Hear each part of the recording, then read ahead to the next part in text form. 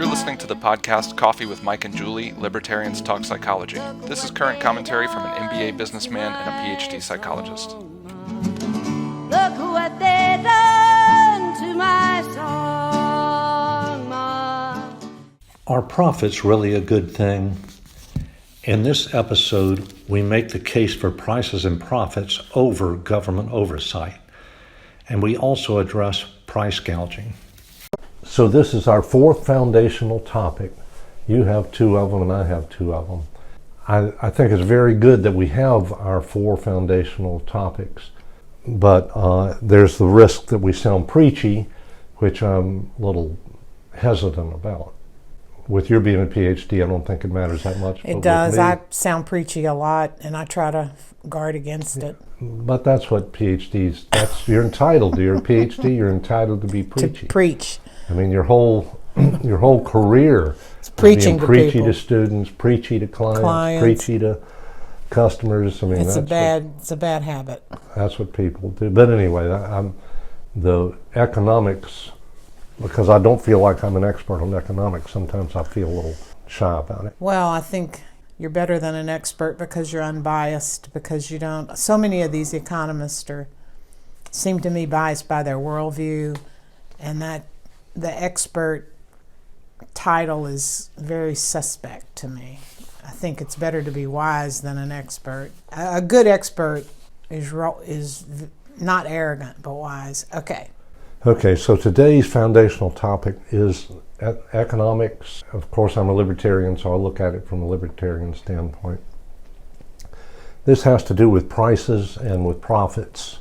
Why price and profit are good things, and kind of touch on price and profit compared to, say, a Marxist or a socialist or a feeling type person. Yeah.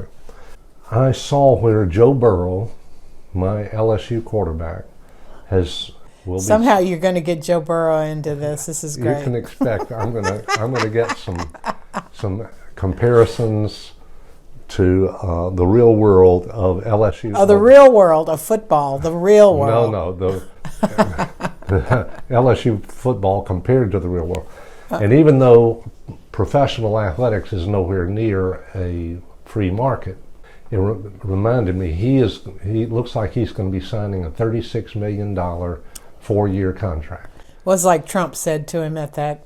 He said, "You're going to be so rich." You're going to be so rich. That's what Trump. That's what interested Trump, is how rich Joe Burrow is going to be. Of course, in a free market, he wouldn't have been a college quarterback for the piddling amount of money that the university makes all kinds of money, and he doesn't make very much money, but he'll more than make up for it now. It's a career ladder. We won't get into how that is not a free market. But it reminded me that a lot of times athletes and other professions, people come in and say, "Oh man, that is ridiculous that some athlete would make $36 million over 4 years." Or that, and it goes to, teachers need to be paid more money. Something's wrong that we don't do this right.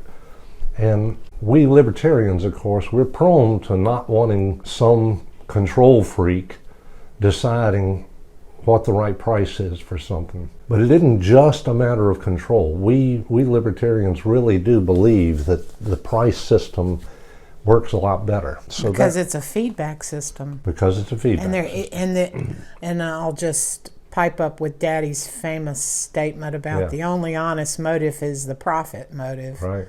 So you get an honest feedback system somehow.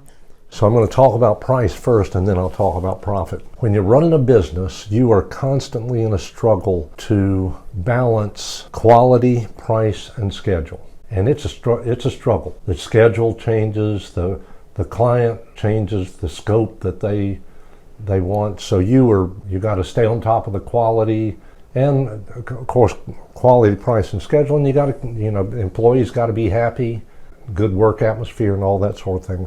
All these things introduce variables and introduce, when you start looking at the number of people down the line, the trickle down the line that are affected, It can be hundreds of people that are affected by even some of the simplest decisions, or hundreds of sources of information affect a decision about how you're going to price whatever Yeah. you're working on. Yeah.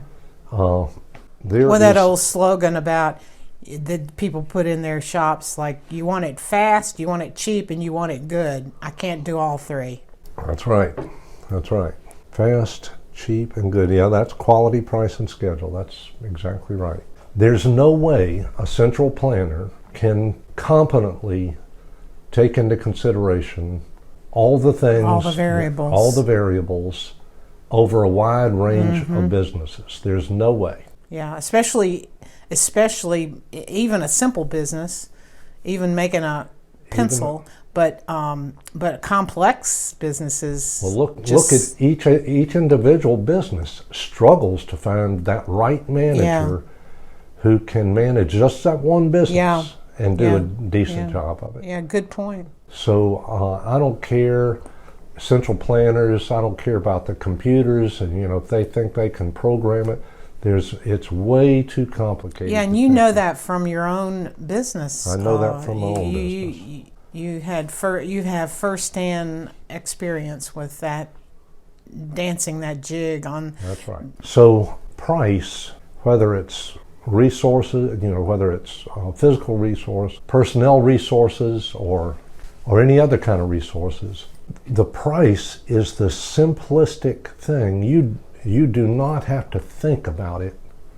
You don't have to think about all the variables that went into the price of that computer or the price of some steel. You don't have to think about all the variables.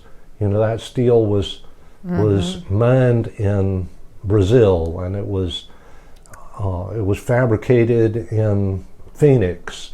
You don't need to think about all those things.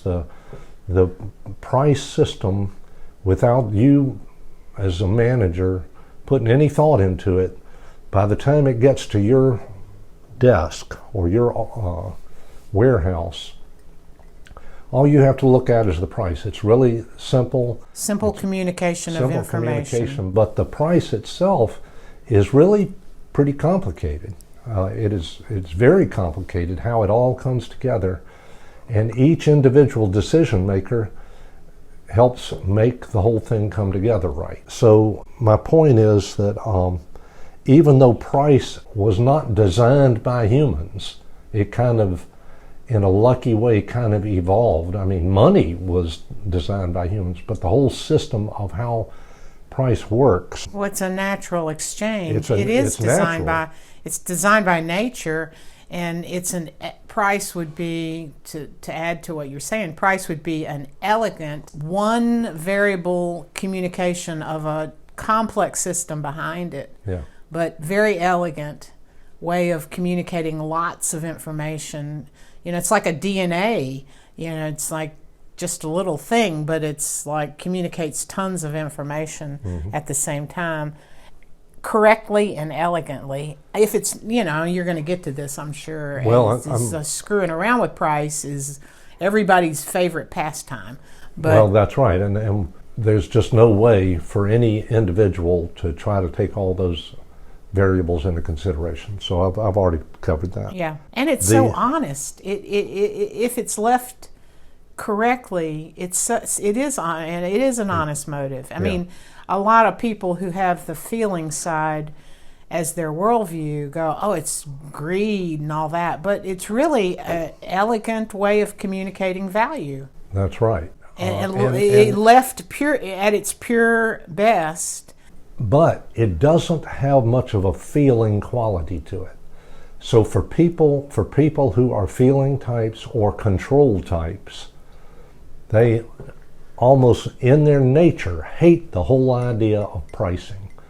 They want to question it and talk about how fair or unfair a certain price is, when the truth is, of course, the free market way is, if you don't like the price, don't buy it. Yeah. No, go find a better price. But don't try to control the marketplace. But my point is that because price is automatic and not controlled, then the control type people don't like it. Okay, so I want to add to that control Okay. it's not really control, it's need for power. And need for power expresses itself through control, controlling others. But it's really the need for power. I got you. So just to add to that what you're saying. So in the marketplace, a business will either succeed or fail, and they fail all the time. I can't remember, but it's like new businesses fail like at 4 out of 5 like of them 80% or something, isn't it? I mean, I don't quote me on that, but seems but we like don't have any problem in the marketplace. That's the way the marketplace works. it's We just don't like have any let them problem. fail. Yeah, where are the feeling types when my businesses fail? Hey, I'm feeling the pain. Well, when right my now they're business in the fails. White House. Right now, the White House is saving all kinds of businesses that can't take a hit. That's right. But when there's a central planner, that central planner never fails. He is never fired. What are you talking about, central planner? What is that? When you have someone that's trying to control a price on something, when you have some government employee who's... Are you talking about a governmental planner? Well, it's always a central planner is always a government. Oh, a central planner is a government control freak. Right. Okay. And they're never fired. Businesses fail all the time. Businesses through trial and error. Oh, okay, we finally figured out just the right mix, and this is what works. And these 4 other businesses have failed, but I know how to make this work. Well, a central planner never gets fired. So you're using the term central planner to describe all government officials, bureaucratic officials that are trying have to control the societal forces. They're trying to control factors. So an in the example might marketplace. be any head of any agency. Yeah. Oh, okay. Yeah. So it's these agency bureaucrats that you're talking about. Okay. But just look at the difference in competition between businesses who are competing against each other and succeeding and failing, and a government planner who doesn't really have to compete. The difference in efficiency is drastic. Anyway, I won't make that point anymore. Yeah. So then that gets through price, and so now let me comment on a subset of price, which is the profit. Because that's another thing that bothers the control type people or the power mad people, is it really bugs them when they know that the price of that product includes not only the materials and the labor that went into it, but it includes profit, and that business owner is getting profit, and that really bugs them. Well, what the Blue Worldviewers always comment on is how much the CEOs make. And it does look bad on paper where you have a worker making, $22 an hour, and you have the CEO making $25 million annually. I mean, as if the CEO, I mean, I get this point, as if the CEO is that much smarter than the worker, and there's no possible way that's the case. The CEO might have a few IQ points on that guy, but that's it. I've seen that over and over and over, where you get these workers at the 99th percentile and you get the managers at the 70th percentile. The traits it takes to get into the management ladder are different. I mean, I learned this through selection testing. It stunned me because I had these preconceived notions about who was smarter until I started looking at it all and finding out it was like, wait a minute. There are plenty of people who succeed in the social hierarchy that aren't very bright at all, by the way. No, I mean, we've both seen that. Yeah, you saw that too. Yeah. But they do have they have a knack. They have a certain type of skill. Yes, they do. So, I mean, and the idea that the way we measure IQ, just to kind of have a side topic, the way we measure IQ is kind of weird because you think of IQ. What IQ really is the abilities, the person or the living creature's ability to adapt and survive figure it out and problem solving.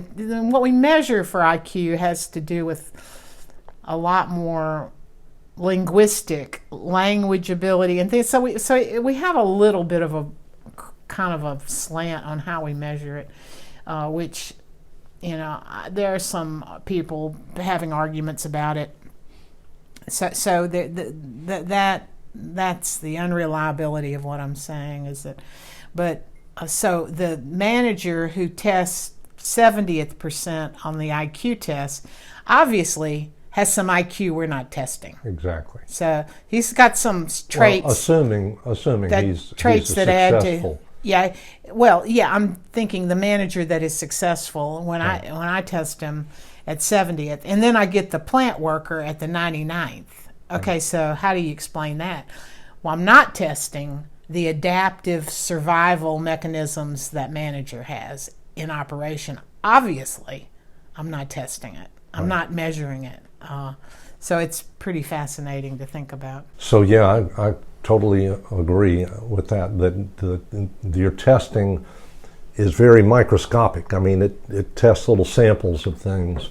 Yeah, especially the way I used to do. It doesn't test everything, and it's especially evident when I see some of these leaders of groups and how they're not always the sharpest pencil. No kidding. But So then leadership skill is overlapping perhaps with horsepower, basic IQ, horsepower, or academic success, or whatever you want to call those traits. But it's overlaps, but it's not the same thing. So I've got you off track, though. Let's go back to you. So, but my point is, there is such a thing as profit. So let me, and we've talked about this before, but let me just do a quick review of it.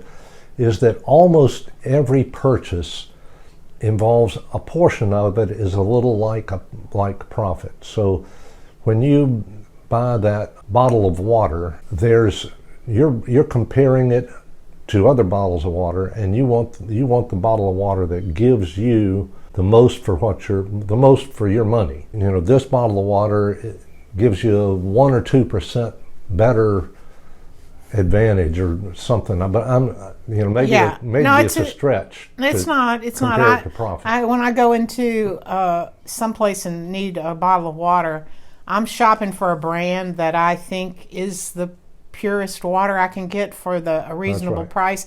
If I see an option, a glitzy option for double the price, I think that's a waste of my money. So in a way, and I'm thinking of the Milton Friedman. Who's shopping, who's spending whose money. Yeah. Okay. Right. But when I'm spending my money, I kind of shop for price, not all the time. But in other words, I'm shopping for quality and price and convenience. I got all kinds of things I'm shopping for. So I'm just saying you can look at that as there's a portion of that that's above and beyond the next product that you could almost think of it as profit. Now, think about saving your money at a bank. You put your money in a bank and a regular savings account, and it makes a small interest rate. You can think of that as profit. That is a profit. Your money is working, and it's making a small income for you. But that income on a passbook savings account is pretty small. Mm-hmm. The risk is very small, but the income is very small. If you get in an index mutual fund, you can make a lot better return. So you take that same amount of money, and instead of a 2% return, you might make 15% in any one particular year. And that's a 15% profit. So now you have a sum of money, and you're trying to get the best return you can on that sum of money. And that's profit. And that's profit.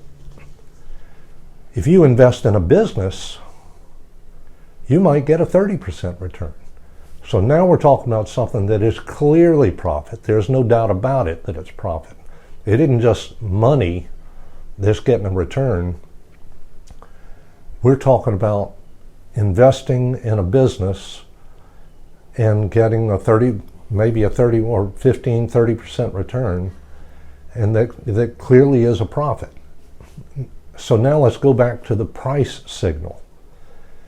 If you're getting in a index mutual fund that's making 30%, there are all kinds of people that want to compete and get into that. There are all kinds of investors that want to get into that, and there are all kinds of competing index mutual funds that want to compete against that. The profit that makes is a great signal for people like you who want to invest your money, and also for people that are pulling together these inventing these mutual funds, and the price adjusts depending on the supply and the demand. So I'm just talking about how profit works To signal the marketplace, the customers. To signal to the supplier and to the customer how to act. Well, maybe you should use a different, let's say bottled water. Let's go back to bottled water rather than a mutual fund, because that's a little highbrow. esoteric. Highbrow. So because you're going to talk about competition and how competition then causes the price to go down, right? Right.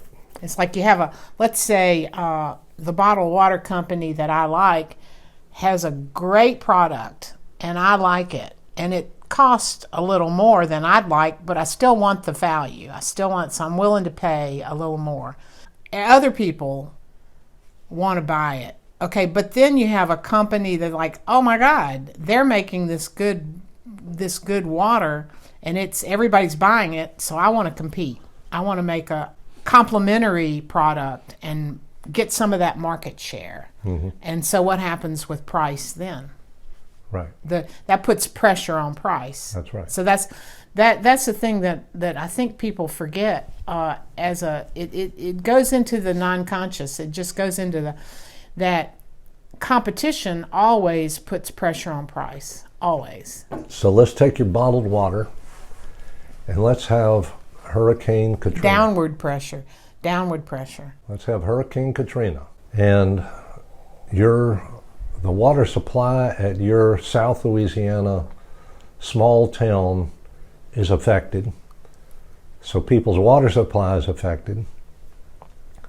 And they go to the local store to buy some bottled water, some individual bottles of water, and all kinds of people have been going to that store to buy bottles of water, and that store owner who doesn't give a shit about pissing off his customers decides instead of $1 a bottle, he's going to charge $10 a bottle for those bottles of water. Mm-hmm. And everyone goes crazy about price gouging. Mm-hmm. So I'm getting ready to make the case that price gouging is not necessarily bad.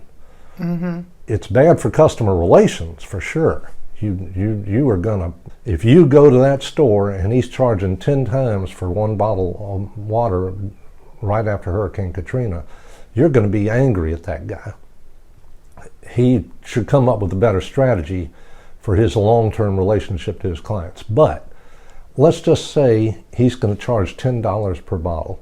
Or let's go to the guy, let's go back and say, no, he's going to stick with his $1 per bottle.